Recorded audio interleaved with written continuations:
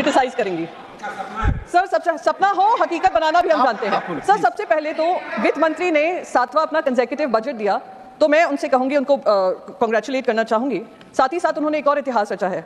उन्होंने प्रधानमंत्री सरकार बचाओ योजना के तहत ये बजट को पेश किया है, और प्रधानमंत्री सरकार बचाओ योजना तो है ही, पर महाराष्ट्र विरोधी ये बजट है, और इसके लिए मैं अभी आप राज्यसभा की सांसद प्रियंका चतुर्वेदी को सुन रहे थे। नमस्कार, मेरा नाम विश्वजीत कुमार और आप देख रहे हैं वाक फॉर इंडिया न्यूज।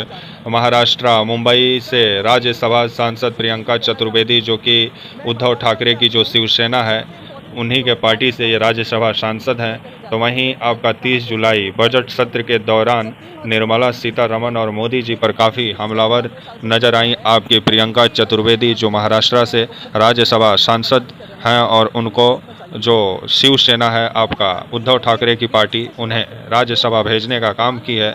तो वहीं 30 जुलाई को बजट सत्र पर चर्चा के दौरान निर्मला सीतारमण जो वित्त मंत्री हैं उन पर भी विभिन्न सवाल खड़ा की, तो वहीं मोदी जी पर भी विभिन्न सवाल खड़ा की प्रियंका चतुर्वेदी। आइए सुनते हैं क्या बोली प्रियंका चतुर्वेदी। श्री लेप्चा जी, माननीय श्रीमती प्रियंका चतुर्वेदी जी। उपसभापति महोदय, आपका बहुत बहुत आभार कि आपने मुझे बोलने का मौका दिया। सर, शुरुआत करने से पहले मैं कल जब मैं अपने फ्लो लीडर के साथ बैठी थी वहाँ पर, उपराष्ट्रपति जी ने एक बहुत महत्वपूर्ण बात कही थी। उन्होंने मुझे कहा था वहाँ पे बैठने के लिए I have to earn that space. तो मैं बस यही कहूँगी, उनका आशीर्वाद बना रहे, आपका आशीर्वाद बना रहे। मैं ज़रूर आगे बढ़ूंगी, पर उड़ी बाबा कर आगे नहीं बढ़ूंगी और फ्रंट बेंचेस पे नहीं आऊँगी। और दूसरी चीज़ कहूँगी, सर, निर्मला सीतारमण जी इस तरीके का बजट बनाते रहें तो शायद हम लोग उस तरफ पाए जाएंगे। इस तरफ निर्मला सीतारमण जी अगला बजट क्रिटिसाइज करेंगी।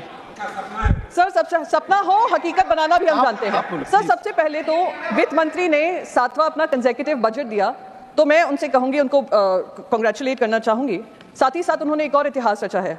उन्होंने प्रधानमंत्री सरकार बचाओ योजना के तहत ये बजट को पेश किया है, और प्रधानमंत्री सरकार बचाओ योजना तो है ही, पर महाराष्ट्र विरोधी ये बजट है, और इसके लिए मैं इस बजट का समर्थन नहीं करती हूँ। जैसे ही हमने महाराष्ट्र विरोधी बजट बोला, हम पे आरोप लगने लग गए कि एक पोर्ट, वाधवान पोर्ट के लिए 76,000 करोड़ का आवंटन हुआ है। सर, मेरे पास डिमांड फॉर ग्रांट्स है ministry of shipping, ports and waterways की। इसमें कहीं भी ये लोग सब जो महाराष्ट्र के हित में बात करने की बात करते हैं पर महाराष्ट्र विरोधी हैं, बता दें कहाँ पे इसका प्रोविजन 76,000 करोड़ का प्रोविजन इसमें बजट में हुआ है। तो ये भी झूठ महाराष्ट्र को परोसा जा रहा है। सर दूसरी चीज मैं कहना चाहूंगी, मैं महाराष्ट्र से आती हूँ। सबसे इंपॉर्टेंट जो आर्थिक राजधानी मुंबई कही जाती है, मुंबई के बारे में भी कहा, कोस्टल रोड दिया, ये दिया, वो दिया। सर 3 महत्वपूर्ण एजेंसीज हैं मुंबई में। एक है बीएमसी, जिसका चुनाव 2 साल से ही नहीं हुआ है। वो मंत्री जो हैं, वहाँ के मुख्यमंत्री हैं, उप मुख्यमंत्री हैं, सब अपनी मनमानी कर रहे हैं और खुली लूट मचाई हुई है।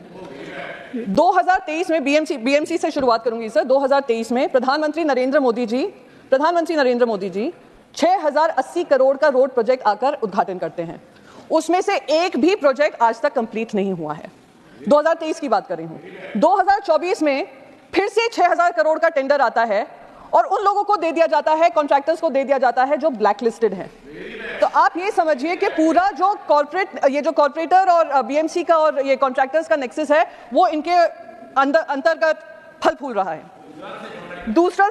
दूसरा सर मैं बताना चाहती हूँ किस तरीके से बीएमसी का बताया मैंने। एक एमएसआरडीसी है, कोस्टल रोड की कोई बात कर रहा था सर। 2017 से नॉर्थ बाउंड कोस्टल रोड बन रहा है, आज तक वो कंप्लीट नहीं हुआ है। 6,700 करोड़ का कॉस्ट एस्केलेशन हुआ है, पर अब तक 2 कॉन्ट्रैक्टर बदल चुके हैं, कोई उस पर काम नहीं हुआ है। सर हाईवे की, हाँ वहीं से होंगे, आजकल तो सब कुछ गुजरात ही जा रहा है।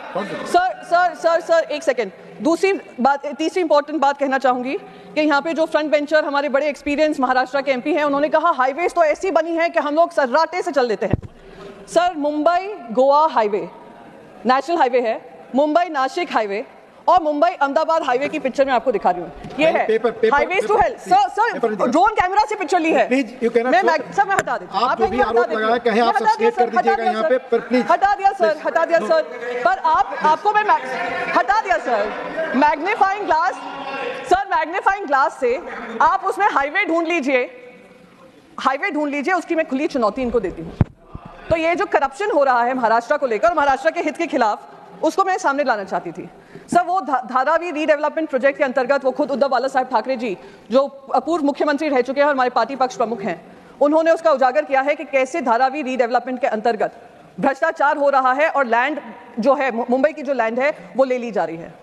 सर, महाराष्ट्र से आती हूं इसलिए एक और चीज यहां पे कहनी पड़ेगी। बार बार 76,000 करोड़ का हवाला दिया जा रहा है। 4 लाख करोड़ की जो 17 इंडस्ट्रीज थी जो महाराष्ट्र में आने वाली थी, वो महाराष्ट्र से हटाकर गुजरात भेज दी गई। यह सबसे ज्यादा जो महाराष्ट्र विरोधी काम हुआ है वो इनकी सरकार ने किया है। सर, 17 कोऑपरेटिव बैंक्स हैं। ये कोऑपरेटिव बैंक्स इसलिए इंपॉर्टेंट हैं क्योंकि वो जो किसान हैं, जो बार बार कहा गया यावतमल में सबसे ज्यादा किसानों की मौतें हुई हैं, वो लोन्स जो जाते हैं कोऑपरेटिव बैंक से लेते हैं। 2023 में ही 17 कोऑपरेटिव बैंक्स बंद पड़ गए। सर, बस रैप अप ही कर रही हूँ। लास्ट एक चीज, क्योंकि मुझे महाराष्ट्र पे ही टिके रहना है, क्योंकि महाराष्ट्र को लेकर बहुत अनर्गल बयानबाजी हुई है। सर, लास्ट पॉइंट मेरा ये है कि उन्होंने ये भी कहा कि कैसे उन्होंने इंटर्नशिप प्रोग्राम शुरू किया है। महाराष्ट्र बजट में ये इंटर्नशिप प्रोग्राम आया है। सर, 2014 में स्टेट का जो डेट था 2.8 लाख करोड़ था, इनके आने के बाद 2024 में 9.8 लाख करोड़ हो गया है। वो भी महाराष्ट्र के साथ विश्वासघात कर अपनी राजनीति के चलते ये अनाउंसमेंट्स किए जा रहे हैं। इसी के साथ मैं अपने 2 शब्द खत्म करूंगी। सर, आपने मुझे बोलने का मौका दिया, फिर से आभार व्यक्त करूंगी और इस बजट का मैं पूरी तरीके से विरोध करूंगी क्योंकि महाराष्ट्र विरोधी बजट। Thank you.